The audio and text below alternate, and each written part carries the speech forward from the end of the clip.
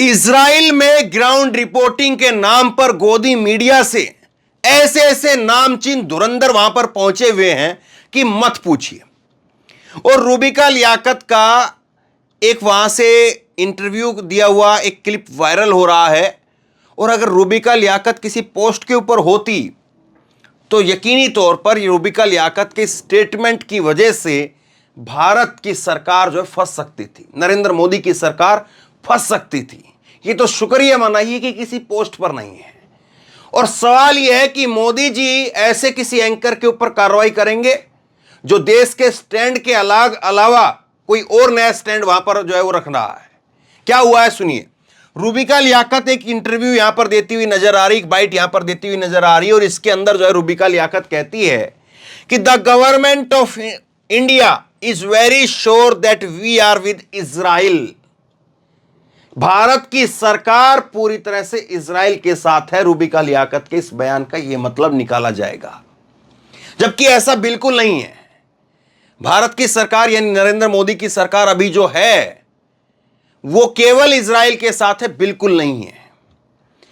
2001 से लेकर के हम अब टू स्टेट थ्योरी पर जो है वो हम काम कर रहे हैं, उसको लेकर के हम चलते हैं। और भारत हमेशा से जवाहरलाल नेहरू के समय से ही फिलिस्तीन के साथ रहा है। और मैं आपको सबसे बड़ा इसका उदाहरण आपको दिखाता हूं। ये आप देखिए डाक टिकट, ये डाक टिकट है। ये जो पोस्ट ऑफिस के अंदर जो है जो टिकट मिलती है वो डाक टिकट जारी किया गया कब? 1981 के अंदर। और क्या लिखा है इसमें? इसमें लिखा है भारत ने डाक टिकट जारी करते हुए, ये तिरंगा झंडा है और ये फिलिस्तीनी का झंडा है। और यहां पर लिखा हुआ है फिलिस्तीनी जनता के साथ में एकता। भारत की और फिलिस्तीन की यहां पर जो है वो एकता की बात बताते हुए, संदेश देते हुए भारत सरकार ने 1981 के अंदर यह डाक टिकट जारी किया था। जो लोग अभी अभी लगता है उनको कि देश आजाद हुआ है, अभी अभी जो है वो नई जो है वो देश अपनी विदेश नीति बना रहा है, उन लोगों के लिए है। और चलिए अगर कोई ये कहे कि भाई अब नरेंद्र मोदी आ गए हैं, पहले की बातें कहां रही, तो मैं आपको दिखा देता हूं। नरेंद्र मोदी जी का ये ट्वीट आप देख लीजिए। ये 19 तारीख का कल का ट्वीट है, कल शाम का ट्वीट है, ये 6 बजे का। और इसमें नरेंद्र मोदी जी ने फिलिस्तीन के राष्ट्रपति से बात की है और फिलिस्तीन के राष्ट्रपति से बात करके कहा है कि हम अपनी मदद जिस तरह से लगातार पहुंचाते रहे हैं उसी तरह से लगातार अपनी मदद पहुंचाते रहेंगे।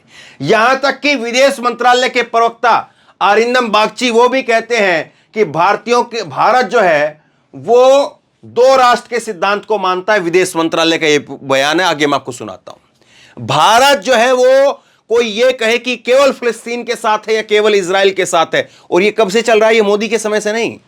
भारत फिलिस्तीन के साथ रहा है नेहरू जी के जमाने से, लेकिन 2001 से जो है वो नीति कुछ बदली और उस वक्त में जो है वो अटल बिहारी वाजपेयी की सरकार रही। और 2001 से और अभी तक 2023 तक हम 2 स्टेट की पॉलिसी के ऊपर जो है वो काम करते आए हैं।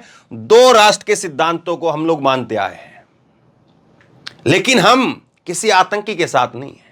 कोई भी देश अगर हिंसा करता है तो उस हिंसा को हम बढ़ावा नहीं देते, ना उसका समर्थन करते हैं। सुनिए जरा रूबिका क्या कह रही है। ये स्टैंड तो मैंने आपको इंडिया का बताया, भारत का स्टैंड क्या है, लेकिन ये रूबिका लियाकत क्या कह रही है, सुन लीजिए।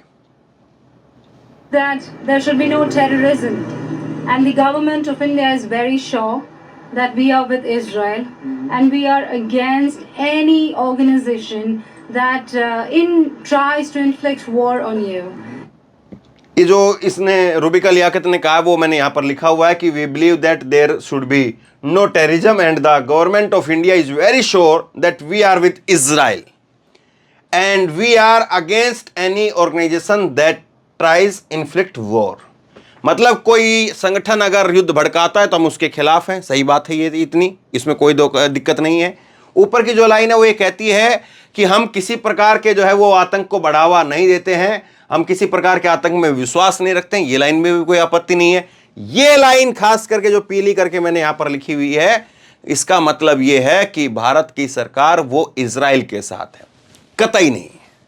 अगर कोई ये कहता है कि ये जरूर है कि नरेंद्र मोदी जी ने जब हमास का अटैक हुआ इजराइल पर तो ट्वीट किया, तुरंत ट्वीट किया। लेकिन वो उस वक्त का तगाजा रहा कि हमास ने जो काम किया उसको एक आतंकी कृत्य जो है वो बताया गया, और उसके बाद में भारत का जो स्टैंड रहा, भारत अपने स्टैंड पर जो कायम रहा कि हम किसी भी प्रकार की आतंकी गतिविधियों के साथ में नहीं हैं, और इसीलिए एक सॉलिडेरिटी के तहत हमने इजराइल के लिए ट्वीट किया। लेकिन कल जब 17 तारीख को वहां पर अटैक होता है, कहां पर, 17 तारीख को जब गाजा के अस्पताल के ऊपर हमला हुआ, उसमें बताया गया कि 500 के करीब लोग और बच्चे वहां पर मर गए हैं। तो उसके बाद में नरेंद्र मोदी जी ने क्या किया, इजराइल के राष्ट्रपति को फोन किया, बात की वहां पर। और अब रूबिका लियाकत एक नई प्रवक्ता बन गई हैं। अभी तक तो खैर ये लोग कहते थे कि भाई भाजपाई प्रवक्ता है, ये पत्रकार नहीं है। अब ये क्या विदेश के भी मामले ये लोग अपनी तरीके से तय करेंगे, सवाल ये है। और फिर ये देखिए, ये डाक टिकट जो जारी किया गया है, ये इन जंगबाजों को वो दिखाई नहीं देता है। जंगबाज बन करके, ऐसे बन करके फोटो खिंचाते हैं जो लोग, इनको ये दिखाई नहीं देता या बताया नहीं जाता है कि भाई हमारा स्टैंड क्या रहा है, भारत की सरकार क्या मानती रही है कि हम जो है वो फलस्तीन की जनता के साथ में अपना एका दिखाते रहे हैं, अपनी एकता दिखाते रहते हैं। लेकिन क्या कहेंगे इनको, बताइए, आप कुछ कह सकते हैं? अब सवाल यह है मोदी सरकार से कि भारत का स्टैंड किस तरह से इन्होंने रखा है, और व्यक्तिगत तौर पर इनका कुछ ना कुछ जो है इस पर लेकर एक स्पष्टीकरण कुछ आना चाहिए था कि भाई मैं ये नहीं कहना चाह रही थी, या ये कहना चाह रही थी, या इस क्लिप को जो है वो इस संदर्भ में नहीं है, इस संदर्भ में देखा जाए, या इस क्लिप को गलत तरीके से बताया गया, कम से कम यही बता देती है तो मैं आपको वो पक्ष आपको बता देता कि रूबिका इस बात पर ये कह रही है। लेकिन इस चीज को आप क्या कहेंगे? अब मैं कुछ चीज आपको और दिखाता हूं।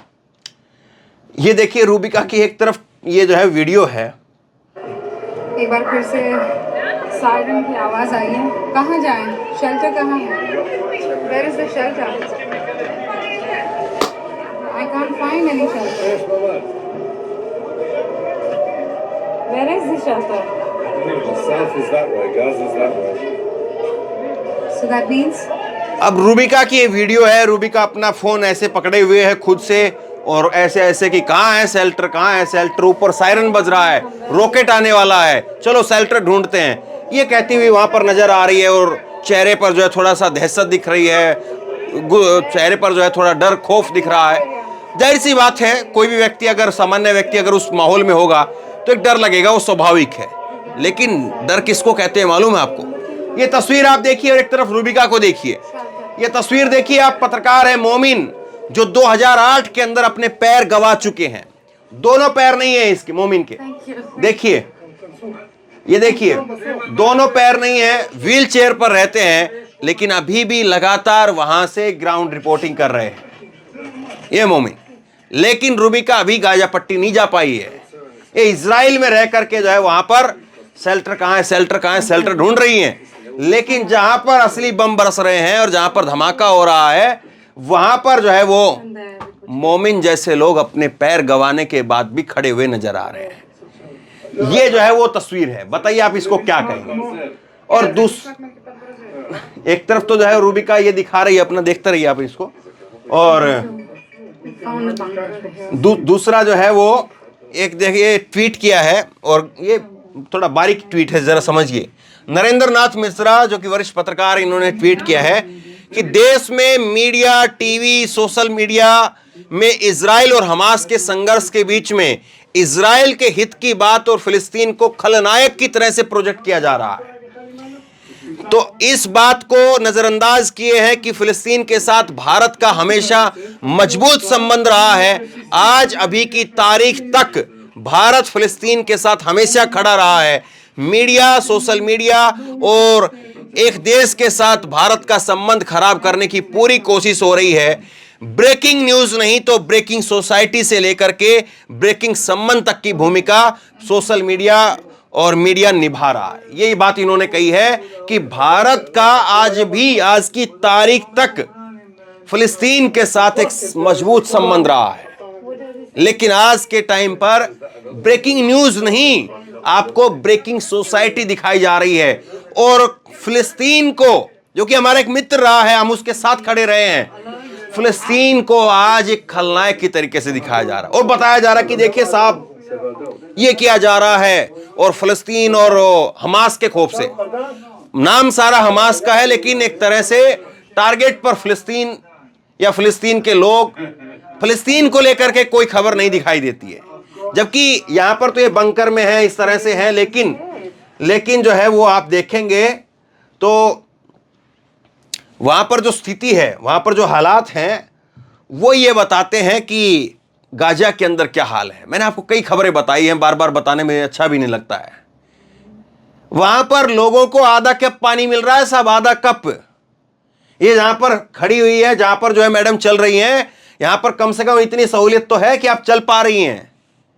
गाजा के अंदर लोगों को शौचालय करने के लिए, शौचालय में जाने के लिए पानी नहीं मिल रहा है। वहां पर डॉक्टरों को पानी नहीं मिल रहा। डॉक्टर कौन सा पानी पी रहे हैं वहां पर मालूम है? डॉक्टर वो पानी पी रहे हैं जो पानी मरीजों को चढ़ाया जाता है। आधा कप पानी मिल रहा है, और पानी तक के लिए अमेरिका को और दूसरे देशों को जो है वो बीच में दखलंदाजी देनी पड़ रही कि कम से कम पानी तो दो। तो वहां पर लोगों के लिए पानी तक नहीं है, वहां पर कोई नहीं जा रहा है, ना मैडम जा पाई है वहां पर। लेकिन अब क्या कहेंगे? अब दूसरी चीज देखिए, मैं थोड़ा डिटेल में आपको दिखाता हूं, इसको डिटेल में समझिए कि ये जो पूरा चीज जिस पर हम बात कर रहे हैं, इतने डिस्कस हो रहा है, क्या वाकई वही है? नरेंद्र मोदी जी ने जब ये ट्वीट किया तो क्या कहा, क्या खबर बनी? पीएम मोदी ने फिलिस्तीन के राष्ट्रपति से बात की, इजराइल हमास के जंग के बीच में इन मुद्दों पर चर्चा हुई। प्रधानमंत्री नरेंद्र मोदी ने गुरुवार को फिलिस्तीन के राष्ट्रपति महमूद अब्बास से बात की। इजराइल हमास की जंग को लेकर के दोनों के बीच में कई मुद्दों पर बात हुई। पीएम मोदी ने ट्वीट करके कहा कि फिलिस्तीन के राष्ट्रपति महमूद अब्बास से बात की है, गाजा के अल अहली अस्पताल में नागरिकों की मौत पर अपनी संवेदना व्यक्त की है। हम फिलिस्तीनी लोगों के लिए मानवीय सहायता भेजना जारी रखेंगे। युद्ध क्षेत्र में आतंकवाद, हिंसा, बिगड़ती सुरक्षा व्यवस्था पर अपनी गहरी चिंता साझा की है। इजराइल फिलिस्तीन मुद्दे पर भारत की लंबे समय से चली आ रही सैद्धांतिक स्थिति को दोहराया है। नरेंद्र मोदी जी ने कहा है कि हम आपके साथ थे, हम आपके साथ हैं, और यही बात विदेश मंत्रालय कह रहा है। विदेश मंत्रालय की तरफ से कहा गया कि किसी भारतीय की कैजुअलिटी की सूचना नहीं है।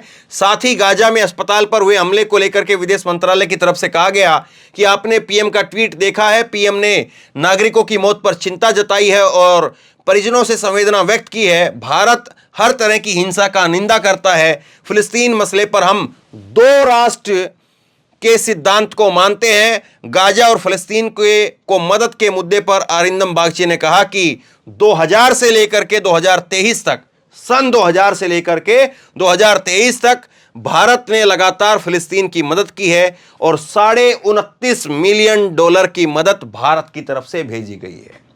जो मैडम कह रही हैं कि हम इजराइल के साथ में हैं, वो ये नहीं बता पा रही कि हम $29.5 मिलियन की मदद भेज चुके हैं फिलिस्तीन को। अगर हम फिलिस्तीन के साथ नहीं हैं, हम इजराइल के साथ खड़े हैं, तो फिर क्यों मदद भेज रहे हैं हम उनको? मालूम नहीं। अब देखिए कुछ और, देखिए किस तरह से जो है वो भारत का वहां पर जो है वो पक्ष रखा जा रहा है। और इसको क्या इंटरनेशनल मीडिया नहीं देख रही होगी? क्या इसको इंटरनेशनल कम्युनिटी नहीं देख रही है? क्या इंटरनेशनल लीडर इस चीज को नहीं देख रहे हैं? ये कोई छोटे मोटे चैनल नहीं है, ये भारत के मेन स्ट्रीम मीडिया के चैनल जो कहे जाते हैं वो चैनल है ये। रिपब्लिक भारत ने लिखा है कि युद्ध में भारतीय सेना की एंट्री, जान बचा करके भागा हमास। भारत की सेना की एंट्री हो गई भाई साहब, आपको हमको पता ही नहीं। और यहां तक कि जो भारतीय सेना के जो कमांडर होंगे, भारतीय थल सेना के जो अध्यक्ष होंगे, वो भी पूछ रहे होंगे फोन करके अपने अध्यक्ष वगैरह से कि भाई बताओ, सैनिक वैनिक भेज दिए, टीवी पर चल रहा है, मुझे खबर तक नहीं है। मतलब इन लोगों को इतनी भी अक्ल नहीं है, इतना भी जो है पता नहीं है कि दूसरे देश के जो है अंदर हम अपनी सेना भेज रहे हैं और उसको लेकर के कुछ भी चला देंगे हम लोग। अभी तक तो अमेरिका की सेना नहीं आई है भाई, अमेरिका ने अपनी सेना नहीं भेजी अभी तक।